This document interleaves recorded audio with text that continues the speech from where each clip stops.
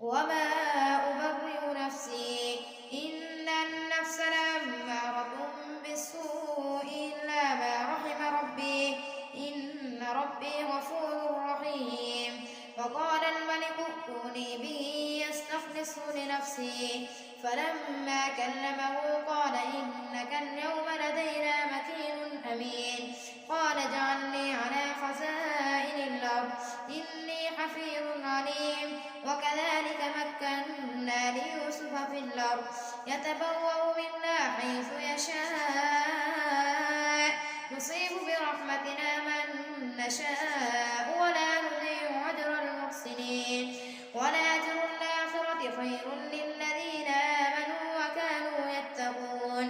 وجاء إخوة يوسف فدخلوا عليه فعرفهم وهم له منكرون. ولما جهزهم بجهازهم قال ائتوني بأخ لكم من أبيكم ألا ترون أني أوفي الكيل وأنا خير المنزلين. فإن لم تأتوني به فلا كيل لكم عندي ولا تقربون. قالوا سنراود عنه أباه وإنا لفاعلون. وقال لفتيانه اجعلوا بضاعتهم في رحالهم لعلهم يعرفونها إذا انقلبوا إلى أهلهم لعلهم يرجعون. فلما رجعوا إلى أبيهم قالوا يا أبانا منع منا الكيل فأرسل معنا أخانا نكتل وإنا له لحافظون. قال هل آمنكم عليه إلا كما أمنتكم على أخيه من قبل فالله خير حافظا وهو أرحم الراحمين.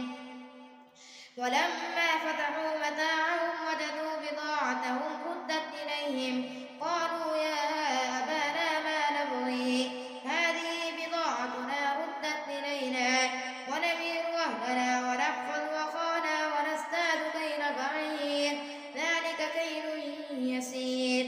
قال لن نرسله معكم حتى تؤتون موثقا من الله لتأتونني به إلا أن يحاط بكم. فلما آتوا موثقهم قال الله على ما نقول وكيل. وقال يا بني لا تدخلوا من باب واحد وادخلوا من أبواب متفرقة وما أغني عنكم من الله من شيء إن الحكم إلا لله عليه توكلت وعليه فليتوكل المتوكلون. ولما دخلوا من حيث أمرهم أبوهم ما كان يغني عنهم من الله من شيء إلا حاجة في نفس يعقوب قضاها وإنه لذو علم لما علمناه ولكن أكثر الناس لا يعلمون. ولما دخلوا على يوسف آوى إليه أخاه قال إني أنا أخوك فلا تبتئس بما كانوا يعملون. فلما جهزهم بجهازهم جعل السقاية في رحل أخيه ثم أذن مؤذن أيتها العير إنكم لسارقون. قالوا وأقبلوا عليهم ماذا تفقدون. قالوا نفقد صواع الملك ولمن جاء به حمل بعير ونبي زعيم. قالوا تالله لقد علمتم ما جئنا لنفسد في الأرض وما كنا سارقين. قالوا فما جزاؤه إن كنتم كاذبين. قالوا جزاؤه من وجد في رحله فهو جزاؤه كذلك نجزي الظالمين. فبدأ بأوعيتهم قبل وعاء أخيه ثم استخرجها من وعاء أخيه كذلك كدنا ليوسف ما كان ليأخذ أخاه في دين الملك إلا أن يشاء الله نرفع درجات من نشاء وفوق كل ذي علم عليم. قالوا إن يسرق فقد سرق أخ له من قبل فأسرها يوسف في نفسه ولم يبدها لهم قال أنتم شر مكانا والله أعلم بما تصفون. قالوا يا أيها العزيز إن له أبا شيخا كبيرا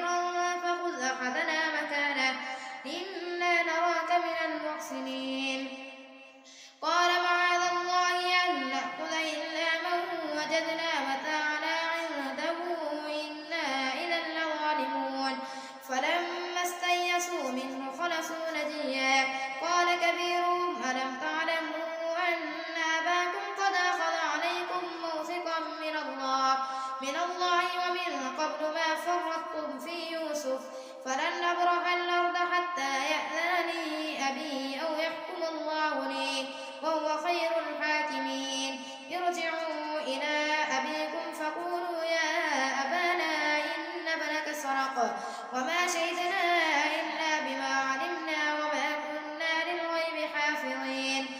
واسأل القرية التي كنا فيها والعير التي أقبلنا فيها وإنا لصادقون.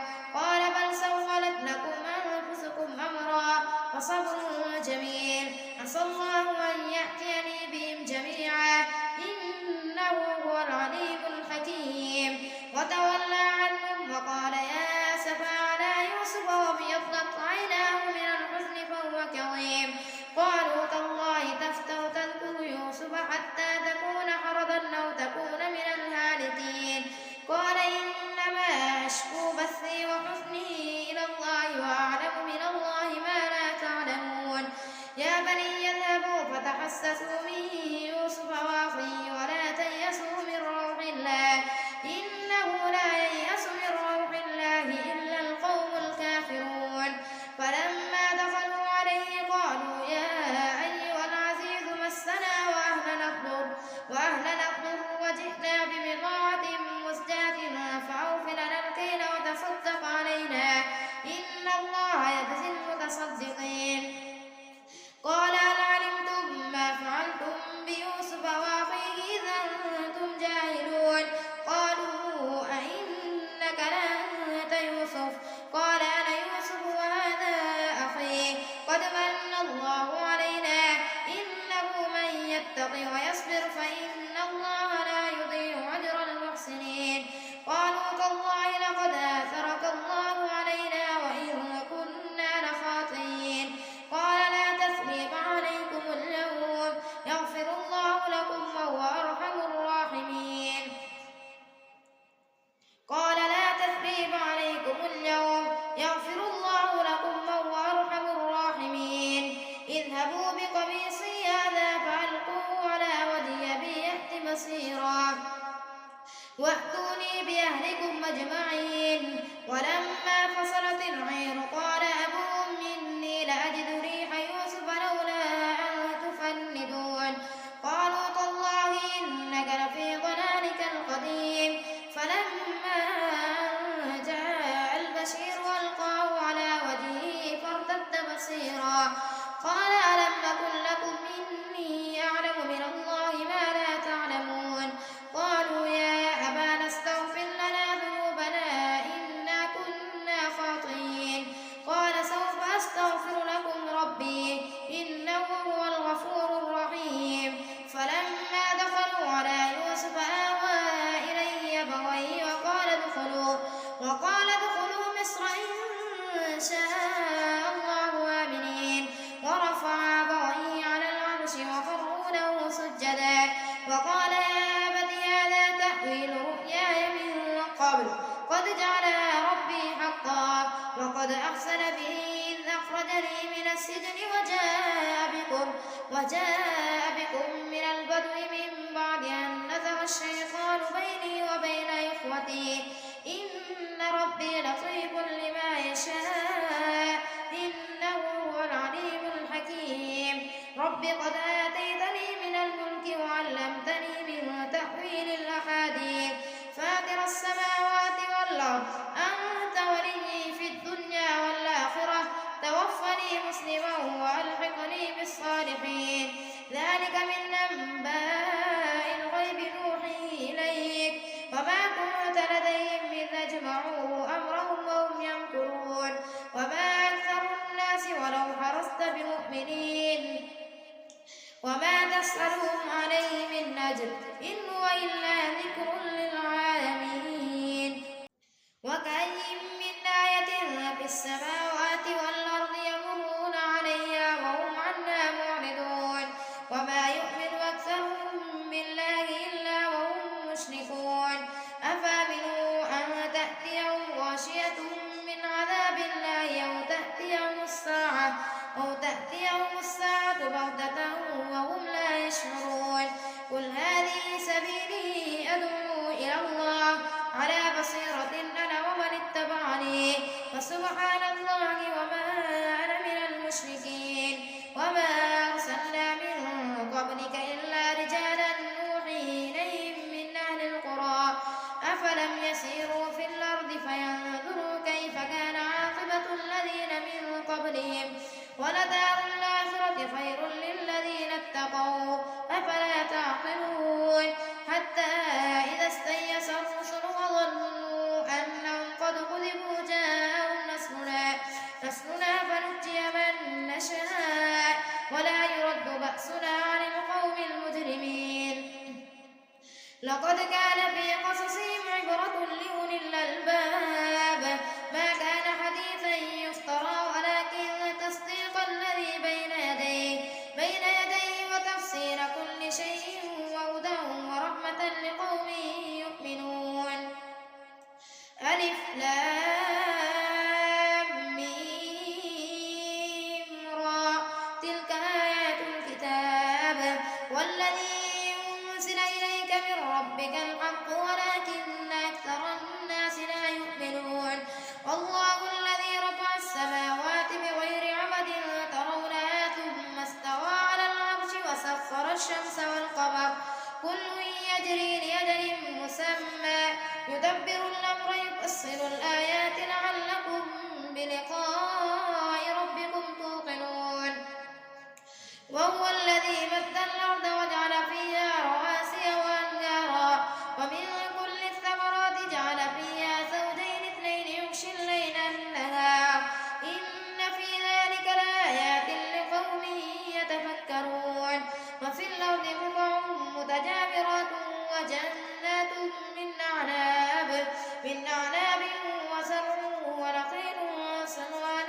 وغير صنوان يسقى بماء واحد ونفضل بعضها على بعض في الأكل إن في ذلك لآيات لقوم يعقلون وإن تعجب فعجب قولهم إذا كنا ترابا أإنا لفي خلق جديد أولئك الذين كفروا بربهم وأولئك الأغلال في أعناقهم وأولئك أصحاب النار هم فيها خالدون ويستعجلونك بالسيئة قبل الحسنة وقد خلت من قبلهم المثلات وإن ربك لذو مغفرة للناس على ظلمهم وإن ربك لشديد العقاب ويقول الذين كفروا لولا أنزل عليه آية من ربه إنما أنت منذر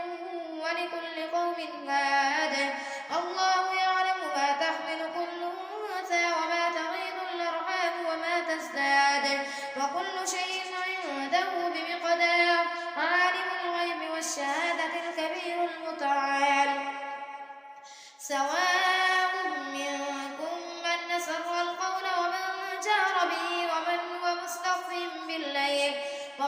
مستخف بالليل وسارب بالنهار له معقبات من بين يديه ومن خلفه يحفظونه من أمر الله إن الله لا يغير ما بقوم حتى يغيروا ما بأنفسهم وإذا أراد الله بقوم سوءا فلا مرد له وما لهم من دونه من وال هو الذي يريكم البرق خوفا وطمعا وينشئ السحاب الثقال ويسبح الرعد بحمده والملائكة من خيفته ويرسل الصواعق فيصيب بها من يشاء وهم يجادلون في الله وهو شديد المحال له دعوة الحق والذين يدعون من دونه لا يستجيبون لهم بشيء إلا كباسط كفيه إلى الماء ليبلغ فاه وما هو ببالغه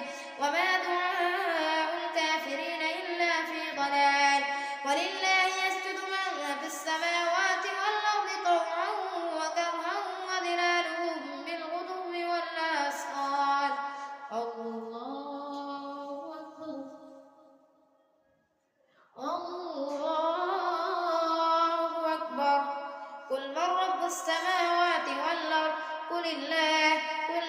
اتخذتم من دونه أولياء لا يملكون لأنفسهم نفعا ولا ضرا قل هل يستوي الأعمى والبصير أم هل تستوي الظلمات والنور أم جعلوا لله شركاء خلقوا كخلقه فتشابه الخلق عليهم قل الله خالق كل شيء وهو الواحد القهار أنزل من السماء ماء فسالت أودية بقدرها فاحتمل السيل زبدا رابيا ومما يوقدون عليه في النار ابتغاء حلية أو متاع زبد مثله كذلك يضرب الله الحق والباطل فأما الزبد فيذهب جفاء